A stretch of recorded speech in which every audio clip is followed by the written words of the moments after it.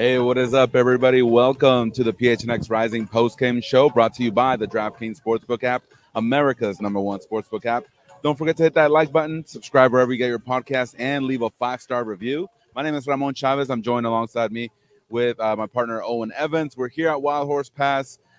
I'm just going to let out a big old sigh here. Yeah, I'll join you in that one. Phoenix Rising fall at home by the score of 1-0 to Birmingham Legion. Basically, a tale of two halves. Rising, I felt, were the aggressor early in the first period of play. Second half, not that it completely fell apart, but just the chances that were there in the first half weren't there.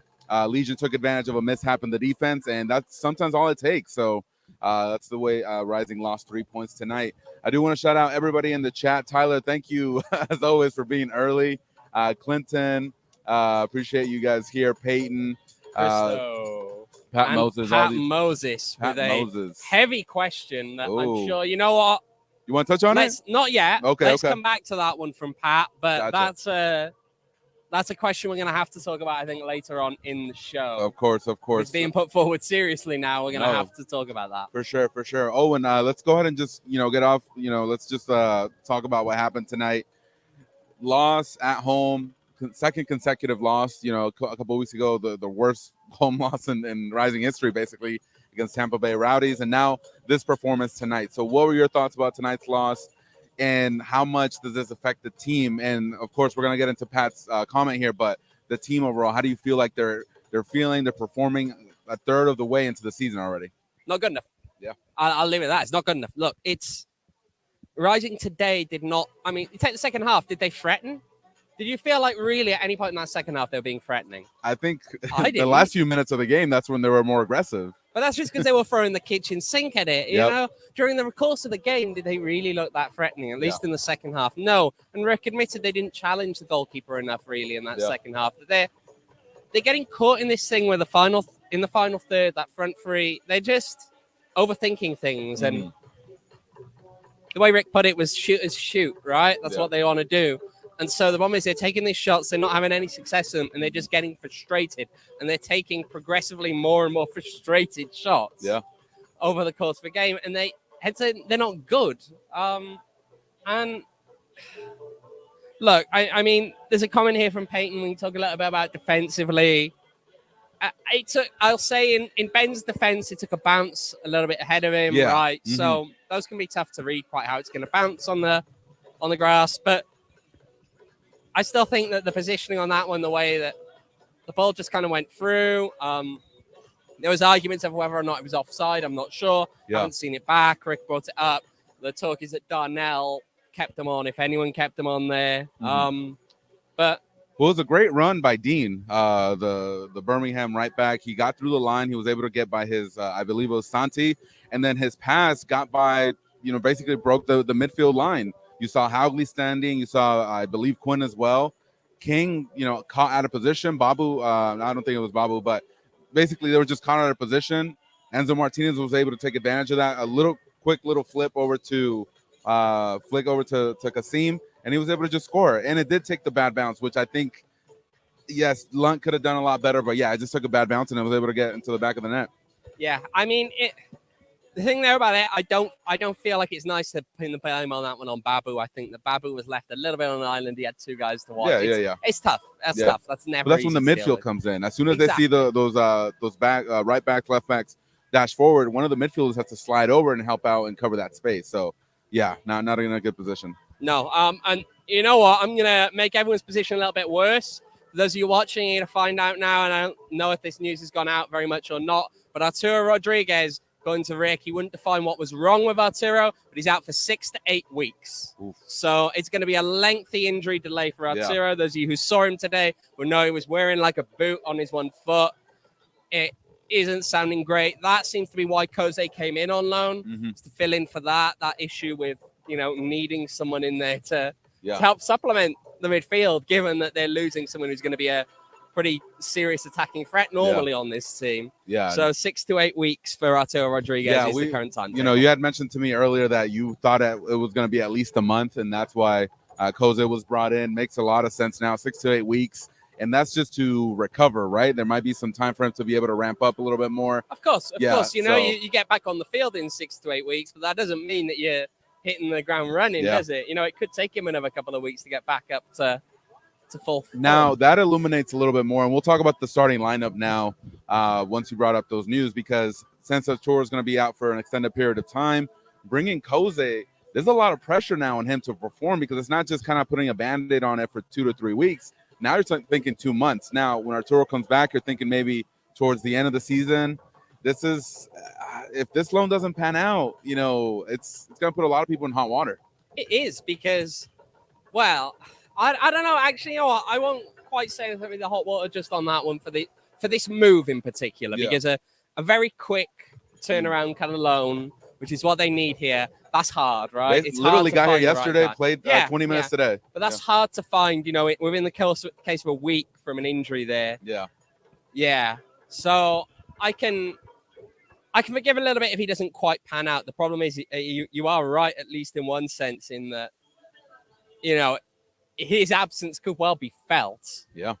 And well, we saw it tonight with that midfield. In a team that's already struggling at the moment for form, you do worry that if they lose him as well now, it's going to be pretty tough. It's going to be a rough one to get out of. As far as the creativity, Quinn took that on tonight.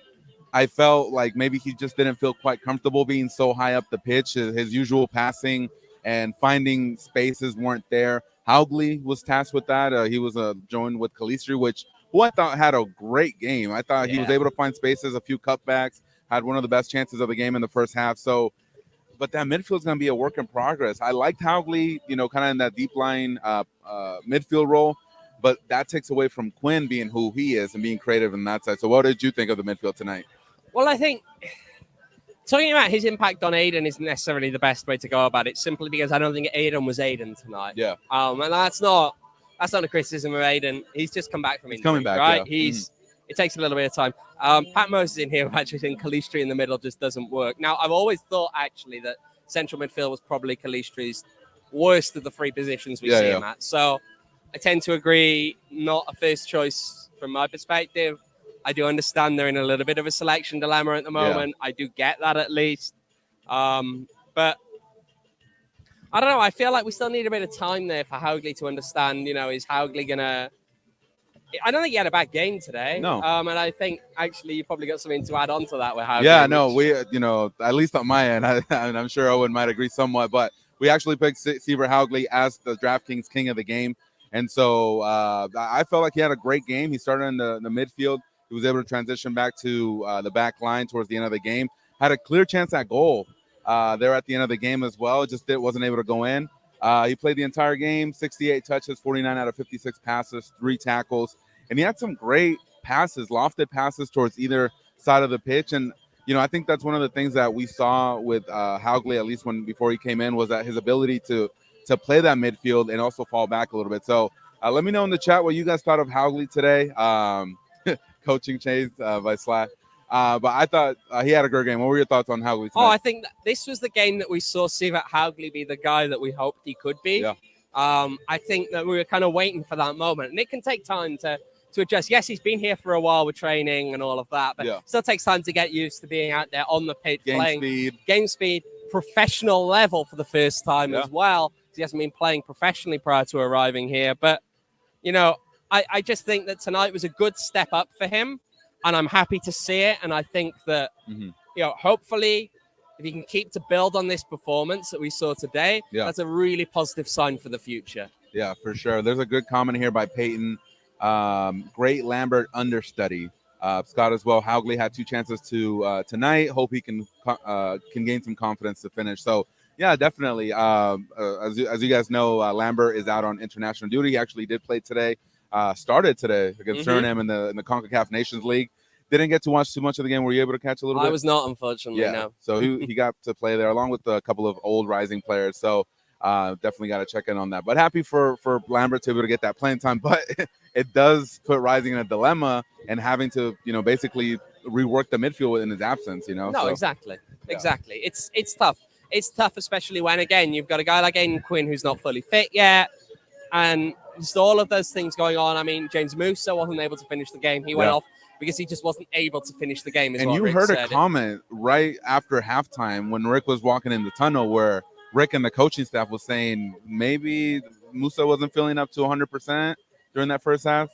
Well, it was more about just warming certain people up. And it gave the impression to me that maybe they were going to go with centre back. But in the end, Musa makes it to the point that he makes it. Howgley drops into the central defence. And that's something that I really like about Howgley as well. He can be flexible as far as that. He can go, a little bit higher up the pitch, or he can fall back and help out defensively as well. So great stuff there. Anybody else that caught your eye today before we move on to the negatives? From a positive perspective, I don't know. I felt like there were moments where Darnell was being very aggressive, and it was good. In the first half, that was okay. And I felt that Joey Calistri covered a decent amount of ground, even if I don't think his overall performance was quite great in that position. But again, in the final third in that first half, at least, seemed to be doing something. But overall, it's just a lot of meh, isn't it? Yeah, the first half was like you would see Bobo make a great run. You would see Calistri maybe do a great cutback.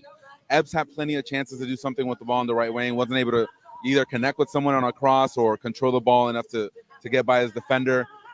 So everybody had little flashes, but nobody was able to put something together. And so I respect Santi more, man. I just gotta give it up to him.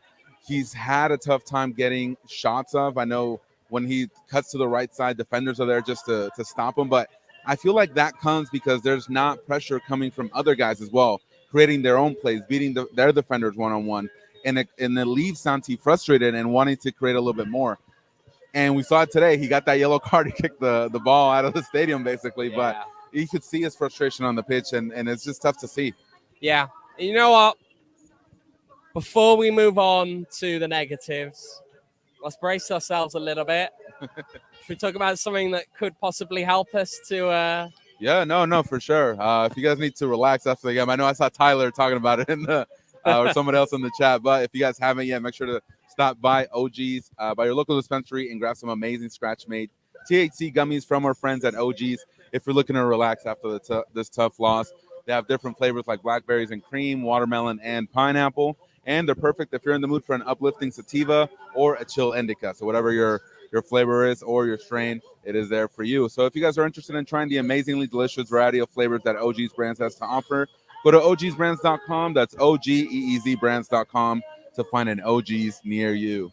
If you guys see some football players behind us. Shout out to the all-star game of the Phoenix Gay Flag Football League behind us taking place. It is, of course, Pride Night here at Phoenix Rising, and there was the rainbow smoke beforehand. There's the Pride Raiser, which unfortunately hasn't gotten off to a good start with no goals today. But remember that for goals in the rest of the month, you can pledge via Los Bandidos, Union 602. They're collecting money for LGBT charities. That's awesome. So, it's good stuff going on down there. Shout out to them. We saw the Phoenix Mercury head coach over here before the game, right? Hang on a minute. Pat Moses is reminding us of something. 12 points or OGs. It's not 12 points. It's not happening. So he's backing out already. He's backing out again every time he backs out. Sorry, Pat. When's the OGs show happening? We'll do it one day. All right, Owen. Let's talk about the negatives. Of course, we gotta definitely talk about this. Scott Mitchell here with a great comment. Epps covered a ton of ground tonight. Good cover for wingbacks when they push forward. The best movement that I've seen from him all season. But then you have other comments as well saying, what is Epps doing on the field? He gets plenty of opportunities, is not able to make anything out of them. So what's going on? I'll back Scott up there. There was some good movement from Epps today. Problem is, that the minute he gets the ball, looks great. Yeah. And so he's doing everything right up until it's the point where the ball's at his feet and he's got to take defenders on. But we've said that for like 20 games now. I know. It hasn't been 20 games, so don't quite over-exaggerate that far. But I agree. We've been saying this for a while now, and you've got to start thinking about how are things going to change, when are things going to change, what is happening to try and make that change. Yeah. I know that the problem is a confidence problem overall. It has been for a lot of that front three, but it's just the decision making isn't quite there.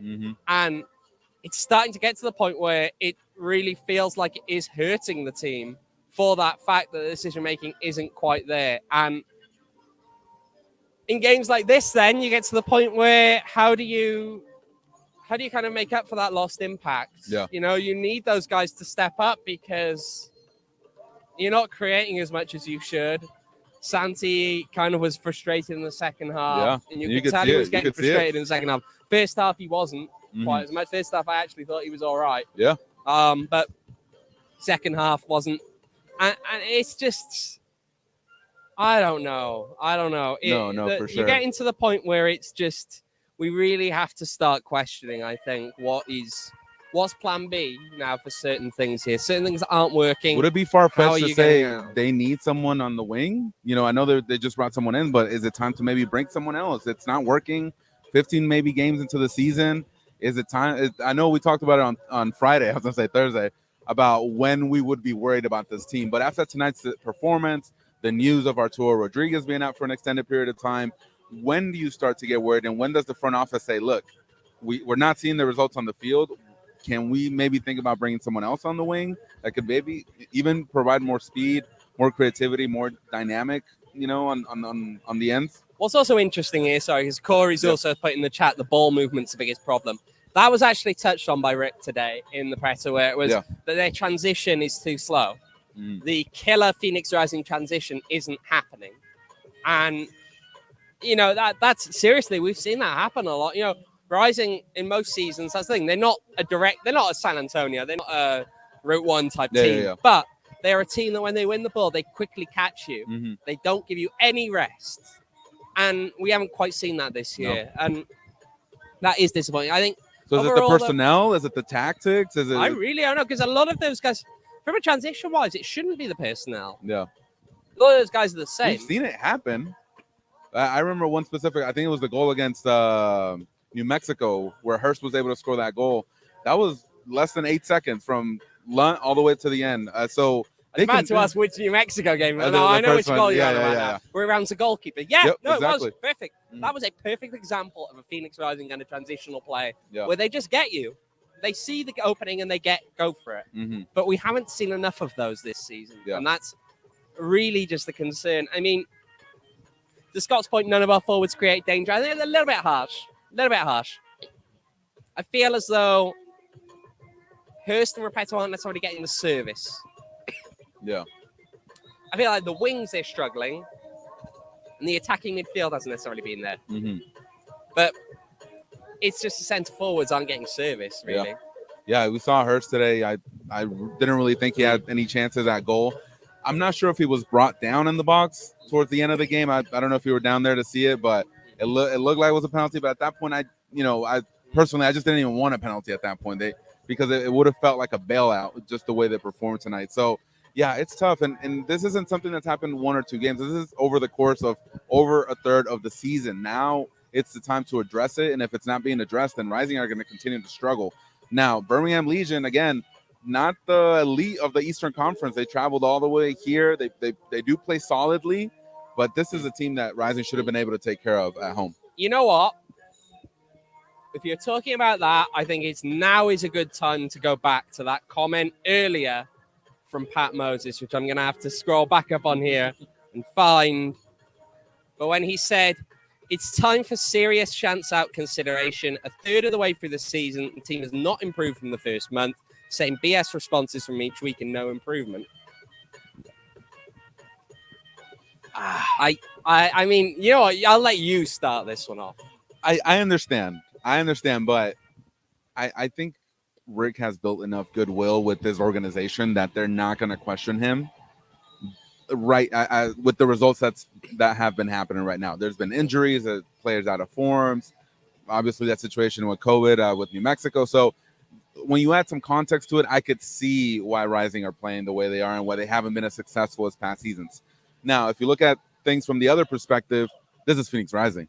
There are no excuses. You come in here to get results. This is the cream of the USL. They're here to perform, and it's if it's not happening, then you're gonna get comments like this where fans are not happy. They're used to a level of play. It's not happening, and if they continue to churn out the same lineups, the same tactics, and there's no changes, there's gonna be some upset people. So I definitely see his point. Now here's the thing: he's not the only one who said this. in the comment section today, which is why we really do need to address this as a topic, because it's starting to come up. I think that overall, the thing that we have to consider is that in past years, Rick has kind of had it easy a little bit, right? Mm-hmm. Now, he might do a very good job in general at recruitment, brings in some very good players to this team. So you can't take that away from him. Yep. You know, he is involved in that. But his teams for a lot of the time over recent years have picked themselves. Now, this is the challenge. Because this year they don't. This year it's not working. Yeah. Rick hasn't really had to, maybe with the exception of the start of 2019. But that just took a little bit of time. Yeah. Feels like it's taking a lot longer. Yeah. He hasn't really had to pick up a team that has been struggling, that has low confidence.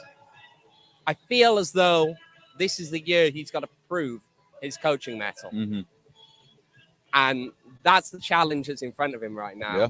And sink or swim, we're going to be revisiting this, I feel, in a lot of games going forward, how things are adjusting and where things are being picked up. Because look, and it was addressed in the press conference tonight, there's this add pressure, and Rick did say, look, I know our fans aren't used to this. Yeah. You know, he apologized to the fans for that it's not necessarily been good enough, but that again, it's still early doors. Don't be too knee-jerk. Yeah. You know, it's at the end of the day, it's all about getting hot at the right time and going into the playoffs. But right now, I understand there is a lot of frustration, both in the stands, on the field, the way this is going.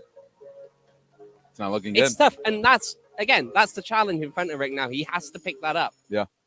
Toughest challenge I think he's had as this coach. Yeah, and it's tough. Like I honestly believe there has to be changes. I personally, like I've mentioned this on the show before. I feel like you know, I know they got this new loan signing, but I feel maybe there's one more person that they could get, one more player that could be added up top that could provide a little bit more, you know, dynamic play, beat their defender one-on-one, pure speed, something that could, you know, unbalance defenses. That I feel like that's what Rising is needing right now. But just to revisit here the chat, Corey, maybe it's a good sign, though, that Rising aren't playing up to par so far, because in past seasons, we've always started strong, then fell off later. So maybe come playoff time, we'll be stronger than ever. I've heard this. I ain't buying it. Yeah. I ain't buying this kind of I'm argument. Sorry, Corey, I'm sorry. I tried to set you up. I'm sorry. I appreciate the sentiment, but I feel as though there is never a good reason to be bad. Yeah. And unfortunately, they're bad at the moment. It's not looking great. Scott, thank you so much for the super chat. As always, best analysis in AZ and US Health. Thank you so, guys. Cheers, thank Scott. you, guys. Thank you so much, Scott. Always appreciate the super chats. Humbled by that, honestly. Thank you so much. Appreciate it for your super chat. If you guys are looking to do a super chat as well, we always appreciate that as well. Helps out the PHNX Sports Channel as well as PHNX Rising here, and help you provide the best coverage in AZ. Jose, more comments here. Lack of cohesive effort and communication, not good. Pat, time to start driving. Come on, Wales. Tyler, it's on him. He had to know the time was coming. He can only stay on top for so long till we need someone else. Bobby, Rick has been questionable with tactics, but at some point we need to look at the individuals on the pitch. Maybe we're just not good enough at this point. It's still early, but need a major change. Oof. What do you think of that? Well, something has to change. Yeah. Yeah, there does have to be some kind of major change. Now, Bobby's putting it more on the playing staff rather than Rick. I think that there is a degree of blame on both. Yeah. But the problem is that when we talk about that major change, if the major change needs to be with the playing staff, then who is that on to fix? Yeah. Coach. And then when if it becomes apparent, then yeah. Over time, eventually that blame shifts. I don't know. It is still early. Bobby's right. It's not too early to escape scrutiny, though. And I'll say that 13 games or so played. Not too early to escape scrutiny. There is scrutiny here, and that's justified. And that's what you want, though, as a coach and as a player. This is the type of scrutiny you want. This is the level of, you know, scrutiny that you get when you get to a team like this and you play in a league like this. It's the nature of professional sport in general. Exactly. Right?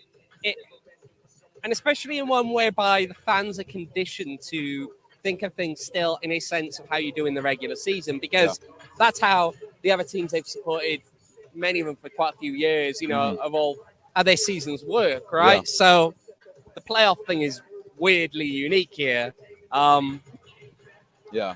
I don't know. And I think honestly, now that you're saying that, honestly, like the playoffs sometimes feel like a bit of a cop out because you cannot have the greatest season still get into the playoffs, win 2, 3, 4, 5 games, and you're the champion. And I understand. Orange County. Exactly. So I Orange understand your County. point of view. Before we continue, Owen, I do want to talk to our friends here that are watching about DraftKings. If you guys didn't know, the NBA finals are in full effect, and you guys can join the finals action with DraftKings Sportsbook, an official sports betting partner of the NBA. New customers can make any $5 NBA bet and get $150 in free bets instantly. This NBA season, one customer placed a $5 same game parlay and won over $5,000. That's 5 stacks, y'all. Get on this DraftKings. So if you guys haven't yet, make sure to download the DraftKings Sportsbook app now. Use promo code PHNX. Make any $5 bet during the NBA Finals and get $150 in free bets instantly. That's promo code PHNX only at DraftKings Sportsbook, an official sports betting partner of the NBA. You do have to be 21 and over to gamble. Arizona only. Gambling problem? Call 1-800-NEXT-STEP. New customers only. Minimum $5 deposit. Eligibility restrictions apply. See DraftKings.com/sportsbook for details. All right, Owen. Again, Rising fall at home to Birmingham Legion 1-0. Not the greatest games offensively. Rising struggled. I do want to point out a stat here. If we did have some stats of the game.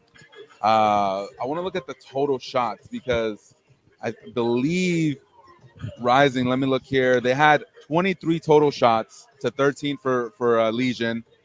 Possession, they controlled most of it, 55%. Shots on target, 5 to 4 in favor of 6 to 4. I'm sorry, in favor of Rising. So, yeah, it's that kind of just paints the picture. Legion were able to make frustrated shots. Yeah, It's a lot of frustrated shots in Yep. there. They just aren't challenging anybody. Yep, exactly. Thank you, producer David, for creating these graphics. But yeah, it's rough when you see Rising. They're among the league leaders and total shots, but are not able to put it back in the back of the net. And you can see that tonight. Birmingham only had 4. They scored 1. That's all it takes. So it was rough to see, honestly. Yeah, it only takes one shot to score, doesn't it? I mean, that's the story there. That's how it is. Let's look ahead a little bit. A lot of USL Championship action tonight. Next week, El Paso Locomotive will be making their trip over here to Wild Horse Pass to face Phoenix Rising next Saturday. They played against Hartford, the team that Rising just beat the week prior, and they walked away with the tie at home. So El Paso lost a big player in Diego Luna to the MLS, so they're maybe trying to find some replacements offensively. But regardless, they've been playing a lot better since the start of the season. So what were your thoughts coming into next week's game? I don't know. Must win? Next week, must win. I'm going to say yes. You know what? I'm going to say yes. If you are in a point whereby you come away with 1 point out of 9 out of 3 home games over a spell of about a month. Yeah. Really? Really? Not good. That's why, to me, that does add urgency. Tonight's result really does add urgency to next weekend because if you're in that kind of home form, it doesn't set you up well. Yeah. And I do feel as though things that we see in the chat now will start to spill out at times into the stands, and that negativity at least will spill out into the stands. And when that happens, you start to get in a really bad position. I think that Rising needs to nip this in the bud and get a win next weekend. Convincing win. It can't be like a 1-0 or a 2-1. I feel like they need a convincing win. They need a convincing win at some point because we haven't been seeing it. Yeah, for sure. So definitely tune in next week as well. It's going to be interesting. It's going to be a big week here. I feel like we've been saying that the entire season just because I feel like it's just been such a crazy season. And you've been here a very long time. Yeah. So what are you feeling so far? Like a third of the way into the season, a lot of the teams are kind of finding their form now, getting together. But Rising is still kind of churning, not at full speed, still trying to find their way. What are your thoughts? We're a third of the way into the season, and every team above Rising, by the way, Rising are in 5th, so that'd be an away playoff game in the first round. Yeah. Every team above Rising has either played 13 games, same as Phoenix, or they played less. So the space for that gap to grow ahead of them is Yeah. Only large there, really. You know, one of those 4 teams has played 13. The rest have played 11 or 12. Colorado Springs have got 2 games in hand over Rising, and yet are 6 points clear. Yeah. So that could be 12. It's going to be tough. Yeah. San Antonio are 27 points out of 12 games. They can make that 13 and be 9 points clear of Rising. I mean, El Paso, they've played 2 games more than Rising, but they're also on 21 points. Yeah. Yeah, Rising After only 2 a bad wins. start to the year as well. Yeah, no, it's going to be tough. It's going to be a tough climb.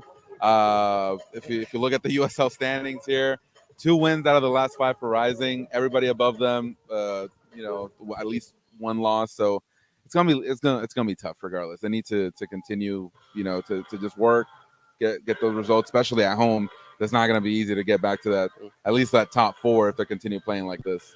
Rest of the USL, New Mexico United beat Orange County, Oakland over Monterey Bay in the 11, and that was tough to watch because I was watching that game on snippets on Twitter. Solomon Asante with 2 assists during that game to help Indy win and get those 3 points. And I saw a lot of rising comments on social media talking about how tough it is to watch Solomon Asante perform and thrive basically with another team. Yeah, I mean, it only stings more when you've got a team then here that are struggling in the final third. Yeah. And you look at it and just think, what if he was here? Which, again, is maybe putting an unfair burden on some of the guys on here. But yeah. And I again, appreciate and accept the fact that I'm sure, bear the burden of some of, we've bear the brunt of the blame, for some of the confidence issues. We probably don't help.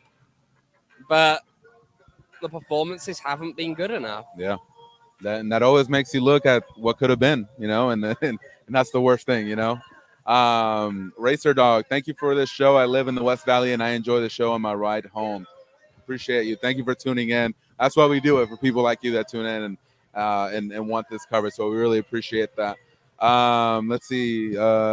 Rusty, he's wanting a new coach. Enough is enough. Totally hear you there, Rusty. Yeah, man, it's tough, and I think we're just gonna continue to see this the rest of the week, especially in the Facebook group. And so it's gonna be rough. I haven't even looked at Rising Facebook yet, but I dread opening it. Yeah.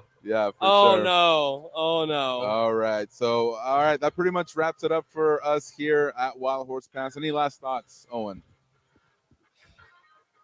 I'm not sure, because we've had too many of these games now, and I'm just ready for them to stop. We keep asking every week, will this be the week that Rising finally kicks into gear? Yeah. And it hasn't been. Yeah. No, definitely. Let's do it. Sure. Finally. Come on, let's get it done. Switch that Next gear. Saturday, let's see things turn around and finally pick up. For sure. Thank you so much for everybody in the chat for joining us. Always appreciate you guys. Tyler, Racer Dog. Let's see. Peyton, thank you so much. I appreciate it, gents. Makes the drive back to Buckeye much easier. Thank you so much for listening to us on your way home. If you guys want to listen to us after the fact, you guys can always listen to us on your favorite streaming devices, or just go on YouTube, play it. But we appreciate you listening to us on any of the streaming platforms as well. If you haven't yet, make sure to subscribe to the YouTube channel as well, PHNX Sports. Pretty much a show every day. So all the coverage that you want around the Valley, we got it. But we appreciate you here tuning in for the PHNX Rising show. All right, that is it for us tonight. We will be back on Tuesday with more talk regarding tonight's game and maybe looking a little bit ahead, and also letting you know what's going to happen in tomorrow's Wales versus Ukraine matchup. Oh, look at him. He's so nervous right now. Look at that. If anyone wants, I'm here in the Welsh Embassy for tomorrow. It's going to be located at Yucca. There you go. If you're looking to watch the game, they're going to open it up early.